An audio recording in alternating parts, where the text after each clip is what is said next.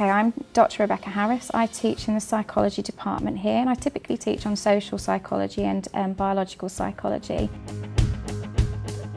Okay, so my research has looked at loneliness for the last few years, and we've been examining the links between loneliness and health. And loneliness doesn't immediately seem like something that would result in people feeling poorly because they experience loneliness. But in fact, research has shown that people that are lonely, that have been lonely for a long, long time, actually have their life expectancy reduced, certainly in adulthood. It actually has an impact on our health and reduces our life expectancy in the same way as obesity would, and has certainly been shown to have a more significant impact on health than something like smoking. My main focus over the next couple of years is going to be looking at how children interact on social networking sites, and looking at how Facebook contributes to this link between loneliness and poor health, and how children might use the internet in a positive way to actually interact with other children if they're finding it difficult to connect with children in their kind of everyday lives. My research uses a mixed method approach to data collection. So sometimes certainly to measure loneliness, we give people questionnaires and they respond to how lonely they feel.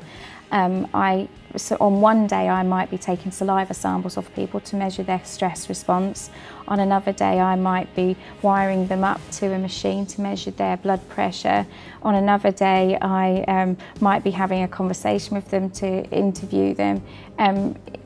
The mixed methods approach is quite exciting. So although we do have a bit of a reliance on questionnaires, I get the opportunity to measure, use objective measures like blood pressure and cardiovascular measurements. There's a number of ways that we use as lecturers here our experiences of research.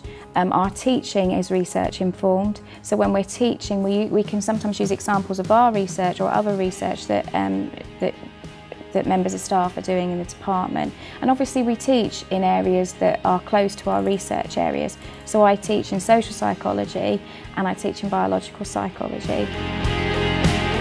I'm really excited about research because at the end of the day what we're doing is finding out ways to help people that have real genuine problems that might impact not just on their kind of mental health but also on their physical health. I suppose if the result of the research I do results in people being able to break the cycle of loneliness and improve their health, then for me that means it's been completely worthwhile.